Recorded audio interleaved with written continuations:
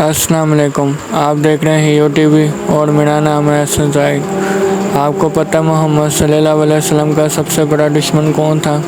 आप लोग ज़रूर हैरान होंगे कौन है वो दुश्मन। इस्लाम का सबसे बड़ा जो दुश्मन था जिसका नाम है अबू लहब, जो मोहम्मद सल्लल्लाहु अलैहि वसल्लम का भी दुश्मन था।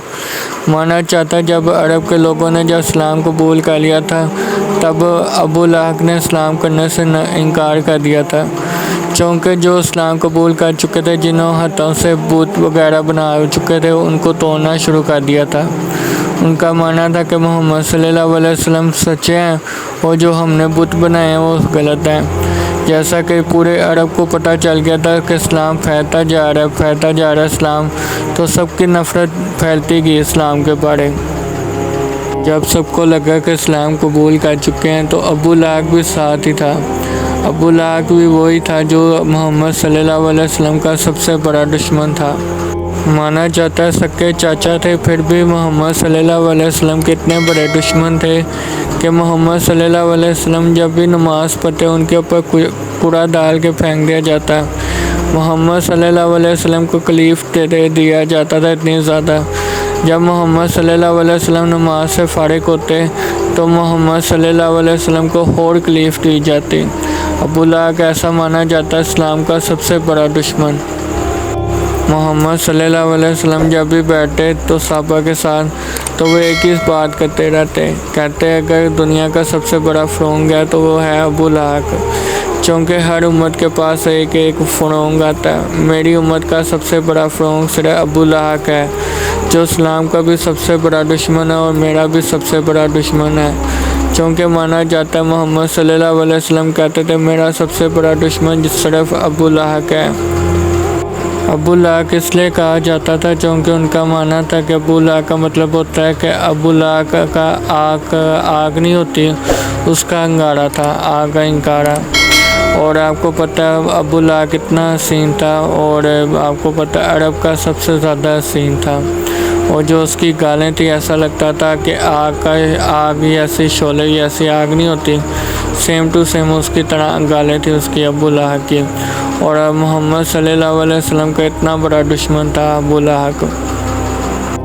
अबू लहब के बारे सूरह इमरान पर आता है कि अबू लहब के हाथ काटे गए और अबू लहब ने जो कमाया था उसका कोई काम नहीं आया। जो उसका सोना चांदी जो भी था उसके पास, उसका कोई कुछ काम नहीं आया। अबू लहब के हाथ काटे गए। सूरह इमरान में कुछ इसी तरह ये आता है। अबू लहब जहन्नम का सबसे बड़ा ईंधन होगा, क्योंकि अबू लहब वो था जो मोहम्मद सल्लल्लाहु अलैहि वसल्लम के साथ वो ज़ियत करता था। जब भी मोहम्मद सल्लल्लाहु अलैहि वसल्लम जहाँ पर बैठते, जब भी मोहम्मद सल्लल्लाहु अलैहि वसल्लम जब सहाबा के साथ बैठते, उनके साथ कोई अच्छी बात करते तो अबू लहब एकदम से उठ खड़ा होता और अबू लहब उनके ऊपर तोहमत लगाने लग जाता कि अबू लहब कहता कि तुम ये क्यों बातें ऐसी करते हो। और ये भी कहा जा सकता है कि मोहम्मद सल्लल्लाहु अलैहि वसल्लम के सक्के चाचा थे और मोहम्मद सल्लल्लाहु अलैहि वसल्लम पर वो अज़ियत करते थे। जब भी मोहम्मद सल्लल्लाहु अलैहि वसल्लम जब सजदे में होते तो उनके ऊपर ऊँट की ओजड़ी ला के फेंक दी जाती। एक दिन अबू लहब ने अपने बच्चों को बुलाया और अपने बेटों को कहा कि जो मोहम्मद सल्लल्लाहु अलैहि वसल्लम की जो बेटियां उनको जाके सीधा तलाक दे दो। जब अबू लहब के बेटों ने यह सुना तो फ़ौरन जाके मोहम्मद सल्लल्लाहु अलैहि वसल्लम की बेटियों को तलाक दे दी। जब इसकी खबर मोहम्मद सल्लल्लाहु अलैहि वसल्लम को हुई, और ये भी कहा जा सकता है कि मोहम्मद सल्लल्लाहु अलैहि वसल्लम की जो बेटियां थी उनको तलाक दी गई थी, सिर्फ वो दुश्मनी की वजह से दी गई थी तलाक। अबू लहब का जो बेटा था वो भी मोहम्मद सल्लल्लाहु अलैहि वसल्लम का सबसे बड़ा दुश्मन था और उसका नाम था तैयबा। जब मोहम्मद सल्लल्लाहु अलैहि वसल्लम के पास जब वो गया तो उसने जो बदकलामी जो बदज़बानी की थी मोहम्मद सल्लल्लाहु अलैहि वसल्लम के बारे, तो पहली दफ़ा मोहम्मद सल्लल्लाहु अलैहि वसल्लम ने आग की आवाज़ निकाली थी।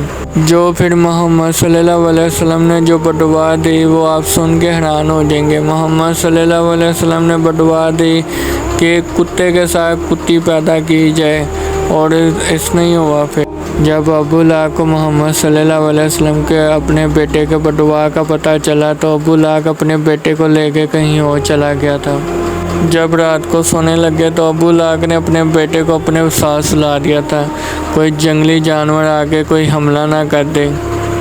پھر اسی طرح ہی ہوا، رات کو جب سو رہے تھے ساتھ ہی ایک شیر آیا، شیر نے آگے ابو لہب کے بیٹے کو پکڑ لیا تھا۔ جب صبح ہوئی تو جب ابو لہب نے دیکھا کہ محمد صلی اللہ علیہ وسلم کی بددعا لگ چکی ہے اور ابو لہب کے بیٹے کو کھا چکا ہے شیر، ساتھ ہی ابو لہب پریشان ہونے لگ پڑا۔ اور ہمیں ان دنوں کو بھی یاد کرنا چاہیے جو ابو لہب اسلام کا سب سے بڑا دشمن تھا، اور سب سے بڑی بات محمد صلی اللہ علیہ وسلم کے ساتھ جو سلوک کرتے تھے، محمد صلی اللہ علیہ وسلم کے اوپر اندڑیاں پھینکتے تھے۔ محمد صلی اللہ علیہ وسلم جب بھی نماز پڑھتے ان کے اوپر جو ظلم کرتے تھے، کچرا لا کے پھینک دیا جاتا تھا، ان کے اوپر اتنا ظلم کرتے تھے، حالانکہ سکا چاچا ہونے کے باوجود پھر بھی ظلم کرتے تھے اب محمد صلی اللہ علیہ وسلم کے اوپر۔ جب عرب کے لوگوں کے پاس کچھ نہیں تھا کھانے کو تو ابو لہب کے پاس سونے کی 4-5 چھینٹیں تھی سونے کی۔ عرب میں جنگ ہو رہی تھی تو ابو لہب کو جب ساروں نے کہا کہ آپ بھی جنگ پر آ جائیں تو ابو لہب نے اپنی بزدل دکھائی۔ ابو لہب نے کہا کہ میں نہیں جنگ پر آ رہا، تو میرے سوا کسی اور پر جنگ پر لے جاؤ، اور اگر وہ زیادہ پیسے مانگے تو اسے میری جگہ پیسے دے دینا اسے سارے، پر میں نہیں جنگ پر جا رہا۔ ابو لہب نے اپنی ساری بزدل دکھا دی تھی۔ ایک روز ابو لہب کے اوپر کچھ اسی طرح بیماری آ چکی تھی، ابو لہب کے اوپر اتنے موٹے موٹے دانے بن چکے تھے۔ ابو لہب کو ایک کمرے کے اندر بند کیا گیا تھا جس کی وجہ سے بدبو نہ آ سکے، اور ابو لہب اسی طرح تڑپتا رہا، 10 سال تک تڑپتا رہا، اور تڑپ کے پھر اس کے اندر اتنی بدبو پھیل گئی تھی کہ اس کے بیٹے اس کے پاس نہیں آتے تھے اس بدبو کی وجہ سے۔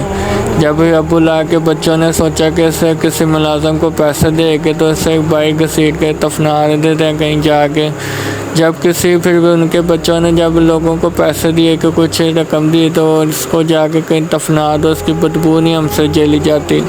تو پھر اسی طرح ہی ہوا، جب کسی ملازم کو کوئی پیسے دیے تو اس نے جا کے ابو لہب کی لاش کو جا کے کہیں دور گراس میں پھینک دیا تھا۔ ابو لہب اکیلا دشمن ہی تھا محمد صلی اللہ علیہ وسلم کا۔ محمد صلی اللہ علیہ وسلم کے 2 دشمن تھے، جس کا نام تھا ابو لہب کی بیوی، اور وہ بھی چاچی تھی محمد صلی اللہ علیہ وسلم کی، اور چاچا چاچی تھے دونوں۔ پھر بھی محمد صلی اللہ علیہ وسلم کے اوپر اتنی ظلم کرتے تھے، اتنی زیادتیاں کرتے تھے، پھر بھی محمد صلی اللہ علیہ وسلم ان زیادتیوں کو سہتے رہے سالہ سال۔ پھر ایک نہ ایک دن ان کی موت بھی کس نہ آئی، وہ بھی ہم بات کریں گے پچھلی ویڈیو میں۔